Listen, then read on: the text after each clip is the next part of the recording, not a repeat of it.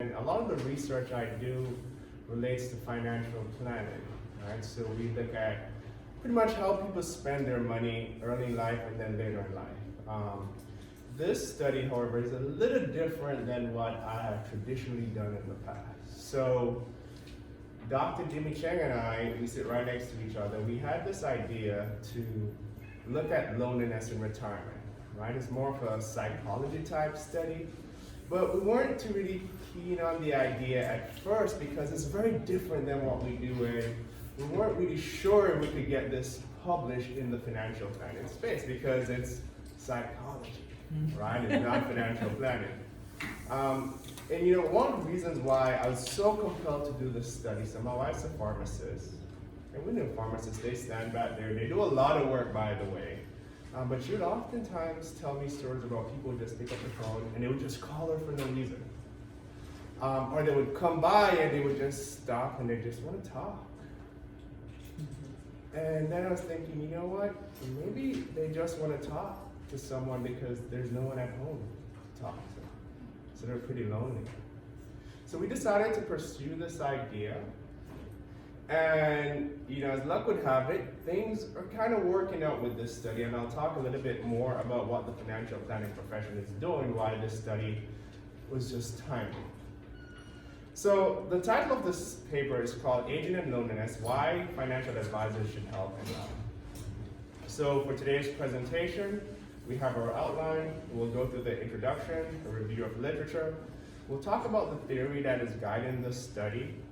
I'll give you an overview of the data that we're using. We'll talk about the descriptive analysis. So this is just what the data looks like. Then I'll discuss analysis and results. And finally, we'll have our conclusion. And I'll also touch on implications for financial advisors. So over the last 20 years, the financial planning profession has evolved.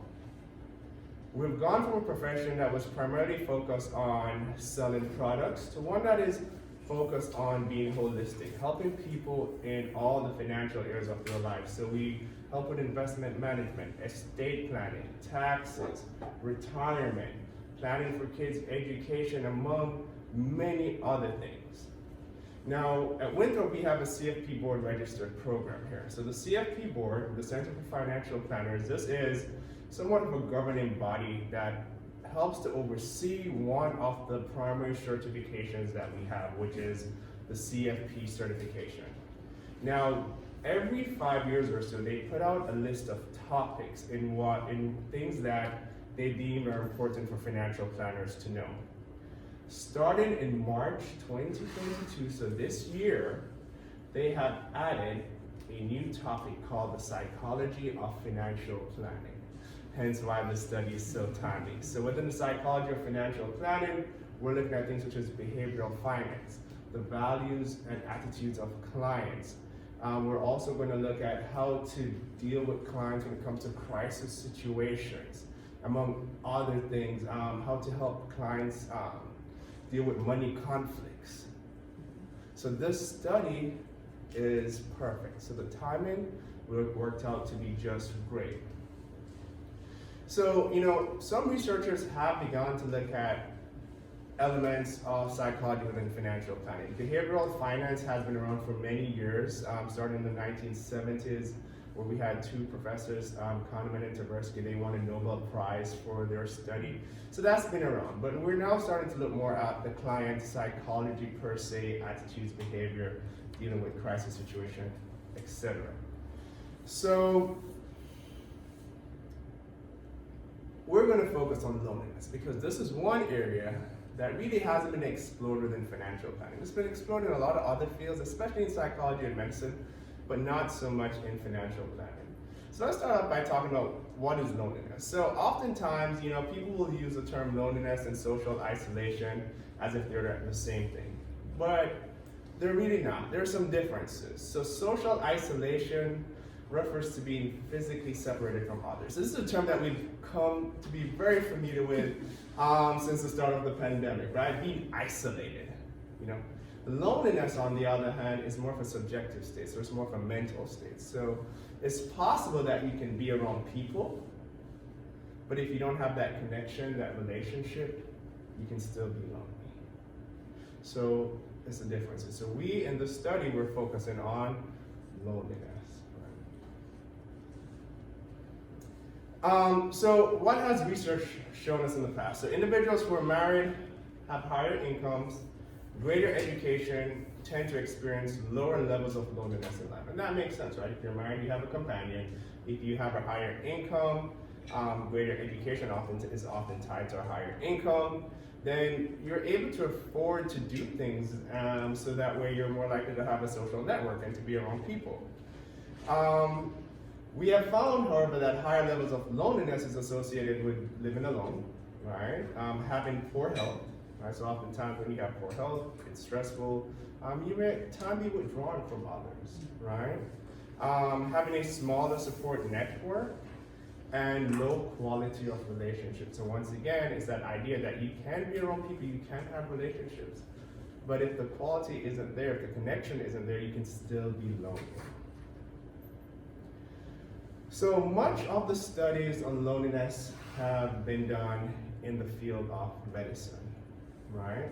So we have found that loneliness has been linked to things such as depression, poor health outcomes. So these are people who have maybe diagnosed with a particular illness. Being lonely, they're less likely to recover or be able to manage that illness effectively.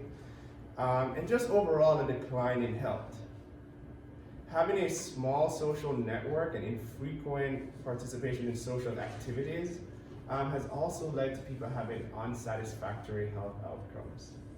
In fact, the magnitude of loneliness on mortality is greater than, or even similar to that of smoking, obesity, and being physically inactive.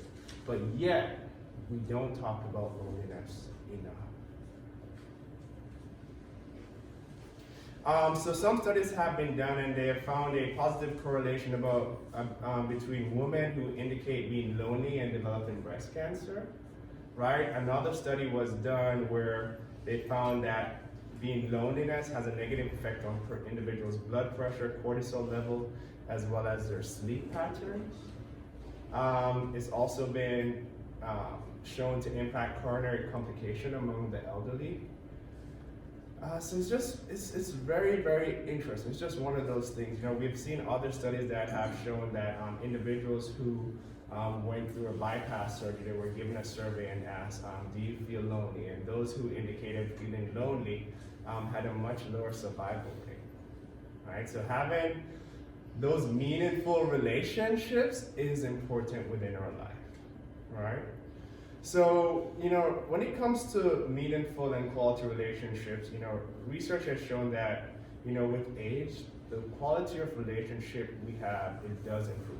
And a big part of that is, when throughout life we have our formal networks and we have our informal network, right? As we get older, we may shift from our formal networks to our informal networks. So these are individuals who we have natural friendships with, who we may hang out with and do things with. And that does help, right? As opposed to your formal network where it may be folks that you work with or even individuals you sit in a class with, members of the student organizations that you're in. The quality in the relationships may not be there, might not be the same as if you're with someone who you consider to be your near and dear friend. So older adults report experiencing more positive reactions in their social network than younger adults, and it makes sense, right? Because of that informal network. They're less likely to engage in arguments and have disagreements, right? And you know, it really just comes with the freedom to select who you want to be around with as you get older. But you can imagine that when individuals get older, as you get older, you will lose some of these people, and that could be a traumatic experience. So when we tie this back to financial planning, we know that being lonely has an impact on health.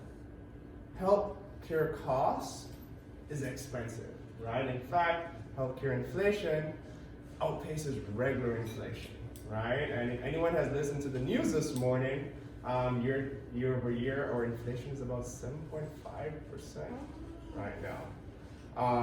So that's fresh data. That's not in the study. That's just like if you checked it on the news this morning. So it's important that we address some of these issues that can potentially reduce the cost of retirement. Because one thing that is important to us as financial advisors is helping our clients' assets last throughout retirement. So what you'll find in much of the financial planning research that have been done, we focus on things such as withdrawal rate. What is a good amount for individuals to take out of their portfolio every year? So if you read a lot of literature out there, the 4% rule is pretty common.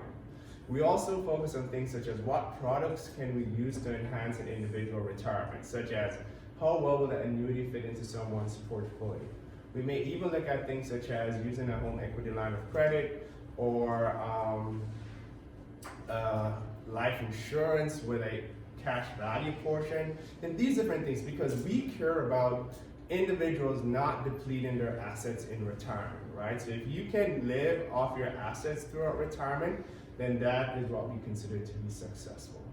So therefore, if there are factors that could impact your spending in retirement and have a big impact on it, then we want to mitigate those, right? So addressing loneliness is one of those things.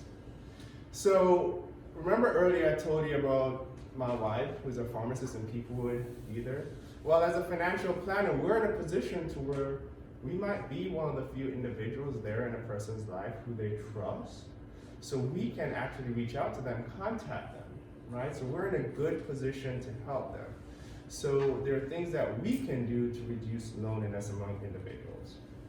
So why should financial planners care, right? So we're all about the numbers, the math, and the money and managing the money, but a large portion of the individuals that we work with are individuals in retirement.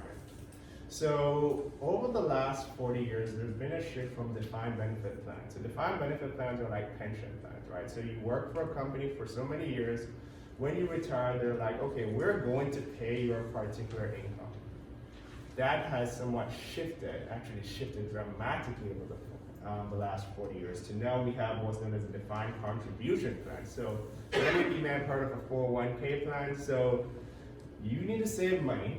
You know, the company may put some money in your account, but once you get to retirement, it's your responsibility to be able to spend this money wisely so that you don't run out, right? So between that and Social Security, you may have the income that you need for retirement. So many of the individuals that advisors work with today are folks who have amassed wealth within their 401k accounts, and they have moved it to a financial advisor to help them, right? So you can expect many of these individuals are retirees, so over the age of 65. So 50% of adults over the age of 60 report feeling lonely at some point. Even more alarming is that we know that over the next 40 years, right, we can expect close to 98 million people in the US to be 65 or older, right? Thus, this is an issue that we have to address. So the theory for this study, so there are two theories that we're using to guide this study. The first theory is called the social identity model of identity change. The second theory is the well-being theory, and this is going to provide a theoretical framework for our study. So the social identity model of identity change states that, you know, we go through transition in life, right? And when we experience these transitions, there's some identity change, right? So you can think about someone who worked, you know, their identity was based in large part their jobs, the people that they worked with, so they were employees, they would interact with other employees, right? They would probably be a part of a professional organization in their profession. To now, going into retirement, they no longer have other employees to be around. They may not be no longer serve with their or be a member of their professional network. So now they're developing a whole new identity. So this can be difficult for individuals. So social identity model of identity change is helpful in explaining events such as being employed to be in retirement, recognizing that life changes, good or bad, can be a potential threat, right? And this can apply for students. It goes from being a college student to now being an employee, right? Or even being an entrepreneur and starting your business. So we go through changes throughout our life. The other theory, well-being theory, asserts that as human beings, we thrive when we experience positive emotions, meanings, accomplishment, engagements, and relationships. Right? So there was a study that was done by Acevedo and C in 2015, and they argued that if as financial planners, that if we can view our relationships with the clients through the lens of well-being theory, then we'll be in a better position to help our clients discover things that can help them live their best lives possible. Right? So if it's addressing things such as loneliness, we can help to mitigate loneliness clients may feel to help them live a better life in retirement. So we have developed some hypotheses. So drawing on the social identity model of identity change and well-being theory, we hypothesize the following. So we have 3 hypotheses for this study. The first is engaging in daily activities is negatively associated with loneliness in older adults. The second is working with a financial professional is negatively associated with loneliness among older adults. And our third and final hypothesis is engaging in daily activities and having a sense of purpose has a greater impact on reducing loneliness among adults compared to financial wealth. So for this study, we're using secondary data, right? So this is data that has been pre-collected and we're just using it. So the data comes from the Health and Retirement Study, which is carried out by the University of Michigan. Within the study, there's a special module called the Participant Life Questionnaire and Leave Behind module, right? So this is where, for this study, typically there are researchers who will meet with individuals and collect data. But then for this special module, they leave it behind with them. Hence, we refer to it as leave behind, because they leave it behind and ask the individuals to complete it and mail it at a later date. So the primary sample size for this study is about 3,873. However, we have done some robustness tests in which we've gone and we've used other years' data to combine. So throughout the study, you'll notice that there's a difference in sample size, and that's because this study is currently going through, it's probably going through its 3rd round of reviews. And the reviewers have sent us feedback, so as they send us feedback, we make changes to our models and we add new things. So for the robustness test, we've used data from 2012, 2014, 2016, and 2018. And we've looked at behavioral changes, so people who have gone through changes between years 2012, 2016, and 2014 and 2018. So how do we measure loneliness? So we created an index. So there are 11 questions within the HRS data that allows us to capture loneliness. I'm not going to read through each of these questions, but we're able to take the response that individual gave to these questions and we created an index on loneliness. And we detail how we do that in the paper. So that's one of the main variables here. So these 11 questions were used. Another variable that we looked at is purpose of life. So there was another study that was done by Kim, Stryker, and Rick in 2014, and they created a well-being index to capture purpose of life. So we're just simply doing what they have done since they were able to create that variable and have it published in a good journal. Right, so here are the 7 questions that we've used to create the well-being index. And the next thing that we looked at are the activities of individuals, so the daily activities that individuals did in retirement, right? So when they would leave the questionnaires behind, individuals would be able to respond to things that they did yesterday and so forth, log their daily activities, whether they exercise, whether they did health-related activities, and so forth. So we are able to use these questions to capture activities of daily living within retirement. So the first table here that we have is our descriptive statistics. So we have sorted each column based on the loneliness variable. So those with the lowest level of, or reported the lowest level of loneliness are between 1.1 to 1.2. The mid-range is between 1.2 to 2. And those with the highest, reported the highest level of loneliness is from 2 to 3. We've also added the correlation between each variable and loneliness, and we have provided the p-values. So p-values is what we're using for our statistical significance here. So we have values less than 1%, 5%, and 10%, right? To represent those that are highly significant, and so on. So a couple of things here, you can see that those within the highest, right here, I guess my mouse isn't showing up, but from 2 to 3, we can see the average age of individuals are about 66.48. We see the number of children, 2.85, and so on, right? If you look to the column next to that, we can see the correlation. So interesting, we see that with age, we see a negative correlation with loneliness. We also see a negative correlation with being married. We control, I didn't talk about the control variables, but within the study I control for things such as race. We control for having children, things such as gender, and so forth.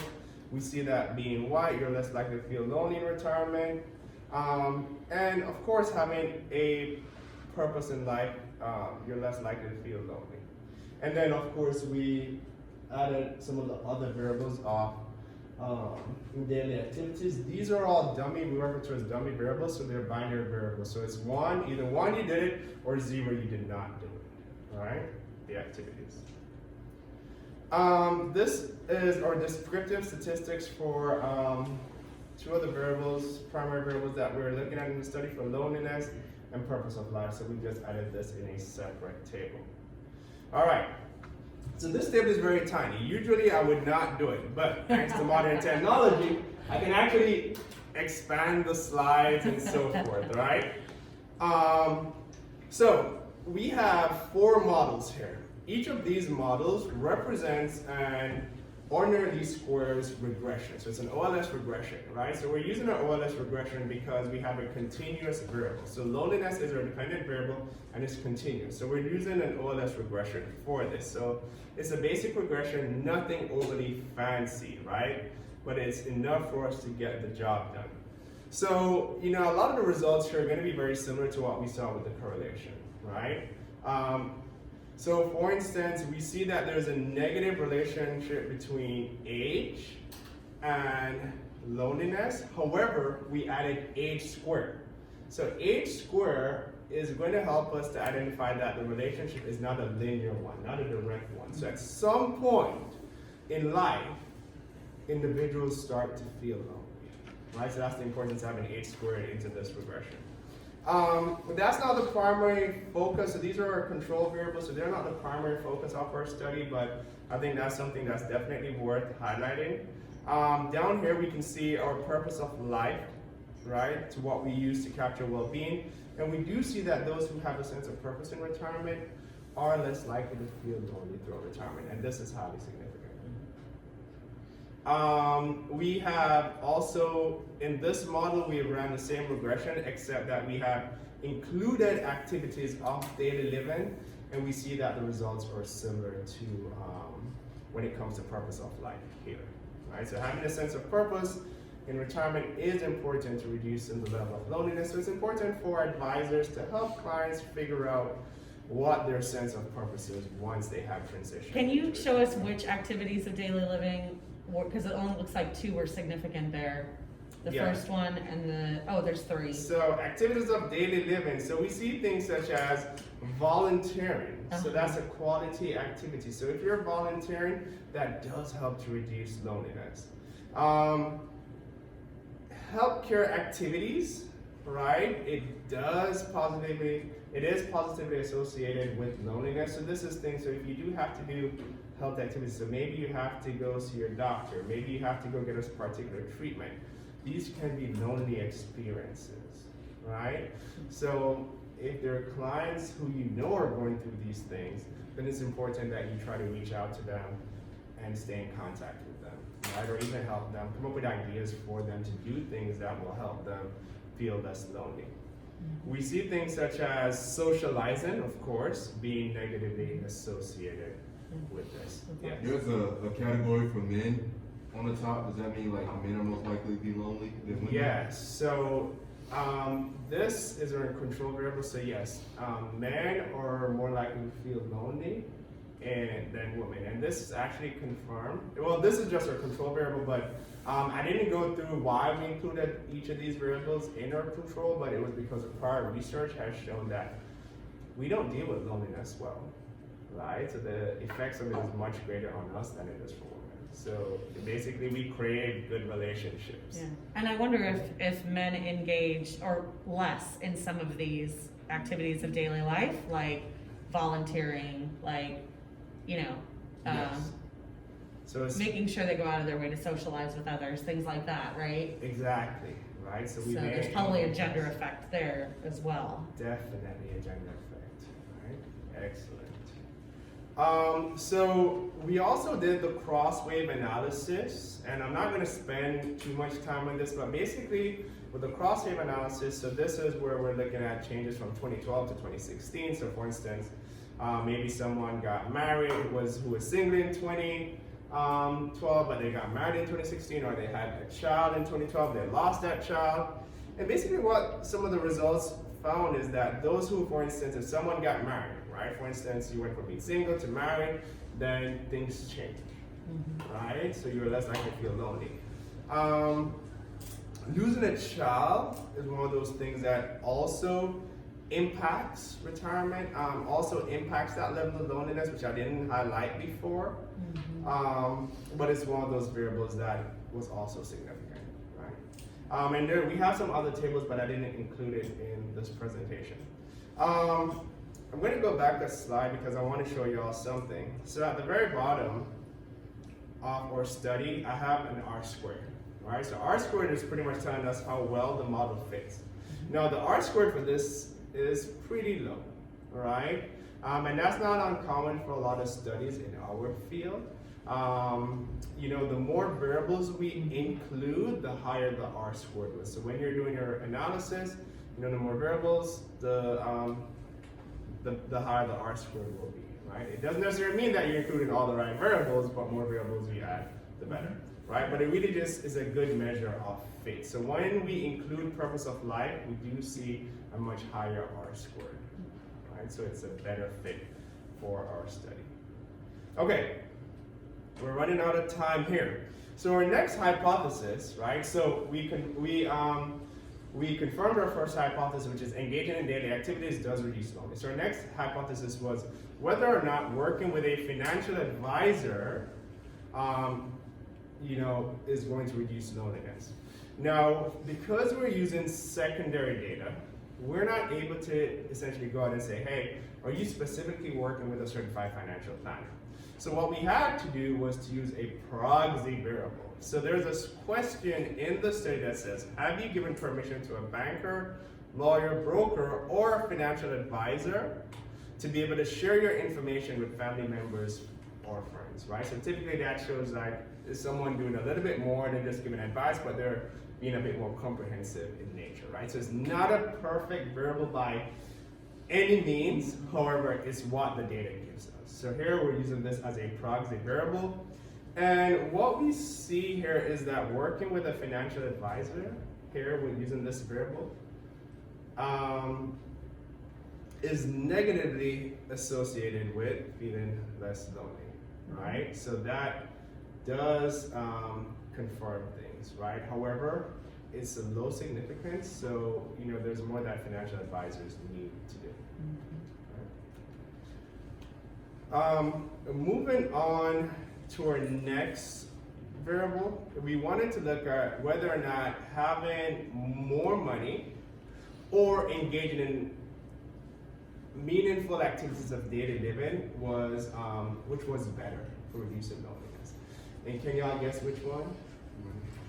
No. While it's significant, right, we found that, having a sense of purpose in life and doing things was actually better for individuals, right? So while money is useful in retirement, having relationships and engaging in meaningful activities, knowing what your sense of purpose is very, very important, right? So we have to simply go beyond helping clients manage their money, but we need to help them navigate some of these things later in life, right? Developing meaningful relationships, having a sense of purpose, and so forth. All right, moving to our conclusion. So some retirees will experience loneliness. So loneliness is even observed. So we did some within our study we were able to show that loneliness is observed, but even among some people who have advisors, so that was not shown up here. But importantly, we found that having a sense of purpose in life, engaging in leisure activities is associated with lower levels of loneliness. So that's important. Engaging in meaningful social activity has a more significant impact on decreasing loneliness than increasing wealth by each additional wealth of $1 million, right? So having a good social network is very important. So, implications for financial planners, so things that financial planners can do. So they should initiate or organize client activities throughout the year. So we can have like client events, client meetings. So if individuals are lonely, they can come. Encourage them to bring a friend. So maybe they'll reach out to individuals out there that maybe they would not hang out with or so on a regular basis, but by encouraging them to bring someone, they're building a relationship. We've seen we're now able to do virtual meetings. So having virtual meetings, etc. We can even, I've seen people do things such as wine tasting or wine classes virtually. So we can do a lot more of these things to engage with individuals. Increase contact with clients that have lost a close family member, right? Or maybe someone who has just retired. So people who are going through major changes, things that can be very difficult, so increase contact with them throughout that process to ensure that they're managing it well and they're dealing with it. And financial planners, they need to have important discussions with clients to help clients figure out what the purpose is once they have retired. So what's your purpose in life now? Know that you no longer have your 9-to-5 job. What are you gonna do? And then you can come up with some suggestions for them. So maybe volunteering or even working part-time, right? Because remember, changes happen, but it can also be dramatic. All right, so that is the end of my presentation. So thank you.